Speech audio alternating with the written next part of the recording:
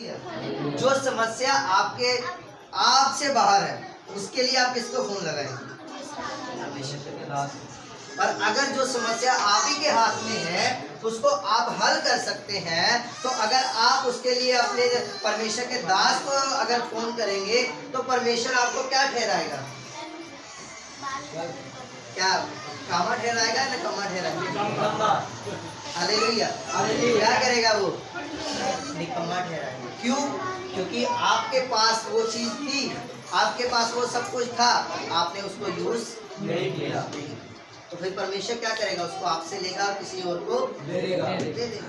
कहता कि तू मेरी प्रस्तिश नहीं करेगा तो मैं पत्थर से करवा लूंगा। हालेलुया। बोला था ना अब्राहम को कि अब्राहम तू चिंता क्यों करता है? मैं तो तेरे लिए पत्थर से पुत्र पैदा कर दूं, तो किस बात की चिंता कर? वो कर सकता है। अगर वो मिट्टी से इंसान बना सकता है तो वो पत्थर से भी बना सकता है। हालेलुया। बस हमें एक बात का ध्यान रखना है कि हमारी प्रार्थना रोज कम से कम 1.5 घंटा होना चाहिए। सुबह आधा घंटा तो 1 घंटा। कितना टाइम? जैसे तो अगर हम परमेश्वर के वचन की माने कि बाइबल में लिखा है कि तुम हर एक चीज का क्या करो? दशवांश दो। तो अगर हम दशवांश माने तो हमारा बनता है एक दिन का 2 घंटे और 40 मिनट। हालेलुया। आपने रोज का 1.5 घंटा करना है। ये नहीं कि सिर्फ पूरा साल 1.5 घंटा पे लगे रहना। उसको क्या करना है? बढ़ाना। हालेलुया। आज 1.5 घंटा किया, कल 1.5 घंटे से 5 मिनट ऊपर, परसों 10 मिनट ऊपर, 15 मिनट ऊपर, ऐसे ही ऊपर करते करते हमने क्या करना है? आगे मान लीजिए आपको रोज आपको एक ही तरह का खाना दिया जाए तो कितने दिन तक खाएंगे? रोज आपको मान लीजिए एक ही जैसी सब्जी, एक ही जैसा स्वाद, एक ही जैसी चीज आपको खाना दिया जाए तो कितने दिन खाएंगे आप? बोलिए। ज्यादा से ज्यादा 1 हफ्ता खा लेंगे, ज्यादा से ज्यादा 2 हफ्ता खा लेंगे। तो अगर बाइबल में लिखा जो आप प्रार्थना करते हो वो परमेश्वर के लिए आपका फल है, तो आप एक ही फल वो रोज ही एक ही जैसा देते हो तो परमेश्वर क्या करेगा? हफ्ता खा लेगा, 2 हफ्ते सुन लेगा, उसके बाद क्या करेगा? उसको छोड़ देगा। वो बोलेगा इसको छोड़ो, दूसरा बंदा दो। हालेलुया। कि परमेश्वर छोड़ेगा, वो ये नहीं कि आपको सदा के लिए त्याग देगा, कुछ समय के लिए छोड़ेगा ताकि आप समझ पाओ कि प्रार्थना सिर्फ सेम टाइम नहीं रखना है, उसको क्या करना है? बढ़ाना। हालेलुया। चाहे महीने में एक बार बढ़ा लीजिए, 1 महीना पूरा लगातार 1.5 घंटा करेंगे, दूसरा महीना पूरा लगातार 2 घंटा करेंगे, तीसरा महीना पूरा लगातार 2.5 घंटा करेंगे। और वचन को नहीं भूलना, उसको जरूर पढ़ना। एक दिन में 1 अध्याय 2 अध्याय उसको जरूर पढ़ना, क्योंकि आप नहीं जानते समय नजदीक है। सभी जानते कि क्या है, समय क्या है, पर अगर आप भी आज भी आप अपने आप को जांच के देखें तो आप समय के अनुसार वो मसीह नहीं है जो होने चाहिए। हालेलुया। क्यों हम वो नहीं है? इसलिए क्योंकि हमारे अंदर प्रार्थना की क्या है? हम काम की ओर ज्यादा देखते हैं, प्रार्थना की ओर कम देखते हैं। पर जिसके पास प्रार्थना है उसके पास वचन नहीं है। हालेलुया। जब आप ये बात को समझेंगे, जब आप प्रार्थना की ओर चलेंगे, खुद ब खुद आपको परमेश्वर सब कुछ समझाने लगेगा। हालेलुया। कहता तू प्रार्थना कैसे कर? उनके कपटियों के समान मत कर कि चौराहे पे जाके प्रार्थना कर। क्या करते लोग? पुराने समय में लोग क्या करते हैं? चौराहे पे जाके प्रार्थना करके दिखाते थे कि हम क्या कर रहे हैं? प्रार्थना कर। और परमेश्वर क्या कहता है? कहता है तेरी प्रार्थना ऐसी होनी चाहिए कि तो अपनी कोठड़ी में जा, अपने घर में जा, घर के द्वार को बंद कर और घुटनों के बला और बंद द्वार में परमेश्वर के आगे प्रार्थना कर, गुप्त में प्रार्थना कर, क्योंकि जो तेरा पिता गुप्त में है तेरी प्रार्थना को क्या करेगा? हालेलुया। अब परमेश्वर तो सामने, गुप्त में कैसे? परमेश्वर तो सामने है तो गुप्त में कैसे? क्योंकि उसने अपने बेटे को क्या कर दिया? जब एक राजा एक राज्य पे आ जाता है तो दूसरा राजा क्या हो जाता है? हट जाता है। क्या हो जाता है? तो परमेश्वर यीशु मसीह कहाँ पे आ गए? राज्य पे। तो पिता ने राज्य को क्या किया? छोड़ा, पर उसने प्रजा को नहीं छोड़ा। हालेलुया। हालेलुया। वो क्या कहता है कि तू प्रार्थना कर, क्योंकि मैं अभी भी हूँ, मैं गया नहीं हूँ, मैं अभी भी हूँ। बस बात इतनी है कि मेरा पुत्र, अब मैंने क्या कर दिया, आगे कर दिया कि अगर कोई मुझसे बात करना चाहता तो किसके द्वारा करेगा, मेरे पुत्र के द्वारा। अगर कोई मुझसे कुछ चाहता है तो किसके द्वारा पाएगा, मेरे पुत्र के द्वारा। हालेलुया। हालेलुया। हमें क्या करना है, उस पुत्र के अंदर रहना है, क्योंकि परमेश्वर का वचन कहता है, यीशु मसीह कहता है, तुम मुझ में और मैं पिता में, और तुम जो कुछ मेरे काम के लिए मेरे पिता से मांगोगे वो तुम्हें क्या करेगा। उसने ये नहीं कहा कि हो सकता है दे देगा, हो सकता है एक दिन में दे देगा, हो सकता है, तो उसने वहाँ पे लिखा कि वो तुम्हें क्या करेगा, जरूर देगा। मतलब अगर आप परमेश्वर की महिमा के लिए मांगेंगे तो परमेश्वर आपको देगा। हालेलुया। तो परमेश्वर, आप बोले कि परमेश्वर मैं संडे आपके लिए कुछ ना कुछ देना चाहता हूँ, तो परमेश्वर क्या करेगा, इंतजाम। हालेलुया। जब तक आप इस चर्च की नीति, आप चर्च की समस्या को नहीं समझते तो आपकी समस्या भी पूरी तरह से हल नहीं होगी। हालेलुया। कि हम देखते हैं, हम किसी ना हर हफ्ते कोई ना कोई चीज के लिए जूझते हैं, तो अगर आप उसको नहीं समझते तो हल नहीं। हालेलुया। क्योंकि प्रभु कहता है कि अगर तो अपने जीवन में उन्नति चाहता है तो हर बात का क्या कर, ध्यान रखो। हालेलुया। हम क्या करते हैं, सिर्फ 2-3 बातें सुन लेते हैं, उसको मन में रख लेते हैं और बाकी सब क्या कर देते हैं, तो 2-3 बातें तो आशीष नहीं देगी। बरकत कौन देगा, वो वचन जिसको हमने सुना है। वचन क्या कहता है, हर एक बात के लिए तो क्या करो, प्रार्थना। हालेलुया। जहाँ पे तेरी प्रार्थना की जरूरत है वहाँ पे तो क्या कर, प्रार्थना। और जहाँ तेरा बोलने की जरूरत है वहाँ पे तो क्या कर। यार बहुत लोग ऐसे, जब उनको बोलिए कि हाँ अब बोलने का समय आ गया, हाँ जी पास्टर जी कोई बात नहीं, हम प्रार्थना करेंगे, परमेश्वर इंतजाम करेंगे। तो परमेश्वर आपको बोल रहा है कि आप सहयोग डालें और आप क्या बोल रहे हो, हम प्रार्थना करें, तो वो क्या हल नहीं है। इसीलिए मैं आपको बोल रहा हूँ, अगर आप प्रार्थना में होंगे तो आप ये बात समझ पाएंगे कि जब आप जिस जगह पे आपको प्रार्थना की जरूरत है उस जगह पे आप क्या करेंगे, प्रार्थना। अब हमने हिजकिय्याह के बारे में पहले सुना, उसका 15 साल क्यों बढ़ाया गया, आप जानते हो 15 साल क्यों बढ़ाया। उसने प्रार्थना के सिर्फ कितने मिनट की, 5 मिनट की होगी। 5 मिनट की प्रार्थना में उसने क्या बोला कि प्रभु, उसका नबी आके बोल के गया कि अब तू मरने वाला है, तो उसने बोला प्रभु तू मेरी जिंदगी को देख, मैंने कभी भी किसी के साथ धोखा नहीं, मैं किसी के साथ में मैंने चोरी भी नहीं, मैंने किसी के ऊपर झूठा दोष नहीं, और ना मैंने किसी का कत्ल, ना मैं किसी मूर्ति के आगे, और ना मैंने किसी से लेकर प्रसाद, और ना ही मैंने लंगर की ओर देखा है। तो परमेश्वर तू देख, मैं तेरे साथ क्या रहा हूँ, खड़ा रहा हूँ और करा रहा हूँ।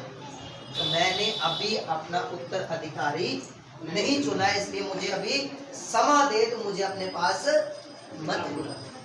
तब यशायाह को प्रभु बोला तो जा उसको बोल दे 15 साल उम्र बढ़ गई। मान लीजिए अगर हम उस उतने योग हो गए तो तभी हम परमेश्वर को बोल सकेंगे प्रभु अभी तो हमने काम भी नहीं किया, तू कैसे अपने दूत को भेज सकता है कि मुझे ले जाने के लिए आया तू। अगर हम परमेश्वर के पास परिपूर्ण होंगे तभी तो हमें पता है कि हमने प्रार्थना कैसे की। अगर हिजकिय्याह वहाँ पे वो कहता प्रभु मुझे छोड़ दे, मुझे थोड़ा समय दे दे, ये दे दे, वो दे दे, तो नहीं होता।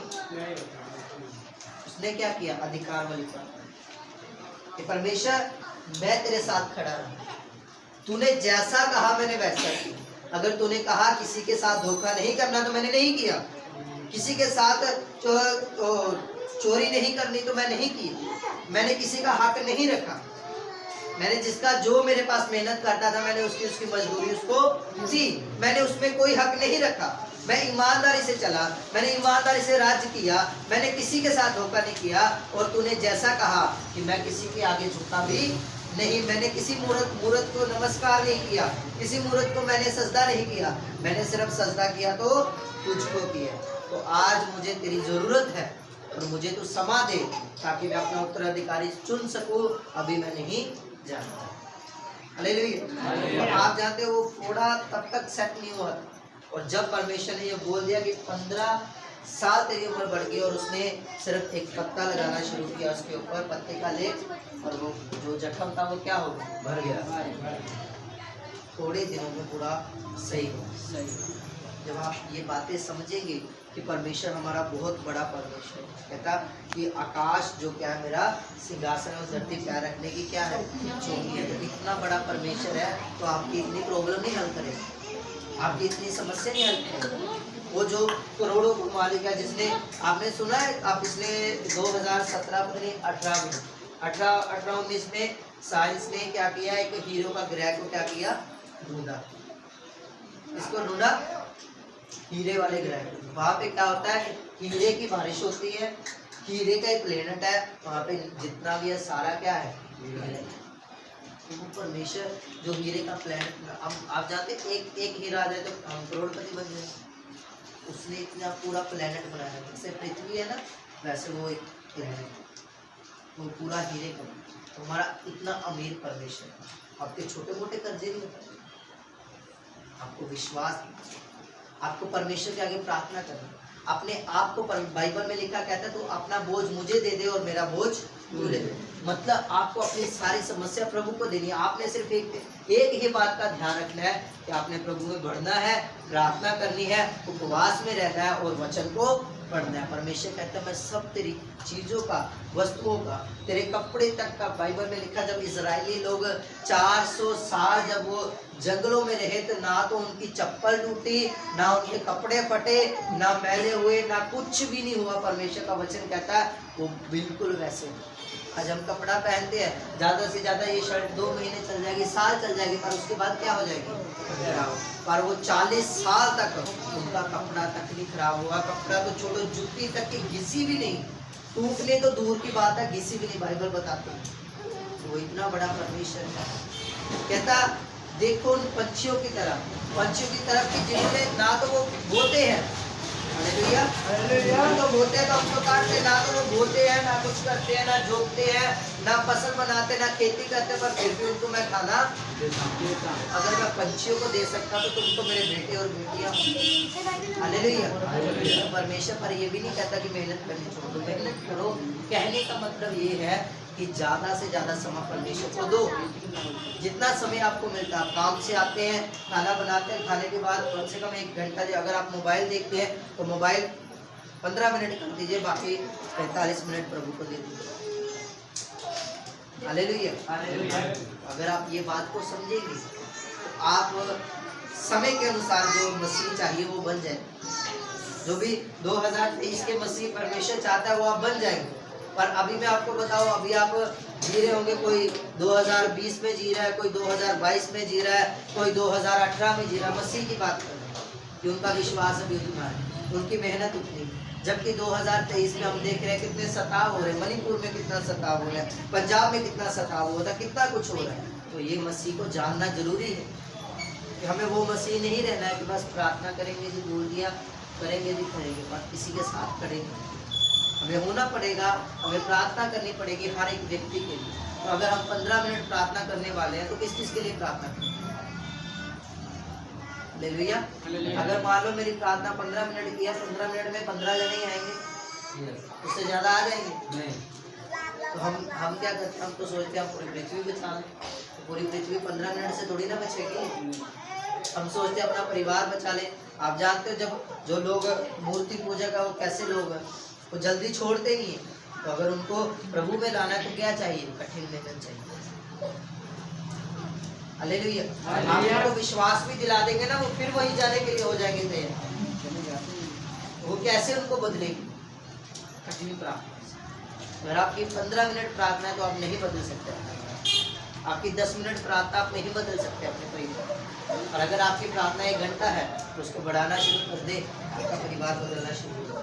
आमीन, हालेलुया। प्रार्थना 2 घंटे है तो उसको उससे ऊपर करना शुरू कर दे, तो आपके परिवार में परमेश्वर के काम होने शुरू हो जाए। हालेलुया। बात का ध्यान रखिए कि जब तक आप प्रार्थना करने वाले नहीं हैं तो आप उन वाचा को, उन वचनों को और उन परमेश्वर के कामों को नहीं समझ पाएंगे जो परमेश्वर आपके जीवन में करना चाहता है। हालेलुया। और जब आप प्रार्थना करने वाले बन जाएंगे तब आपको ये बात पता चल जाएगी कि मुझे किस समय क्या करना है। हालेलुया।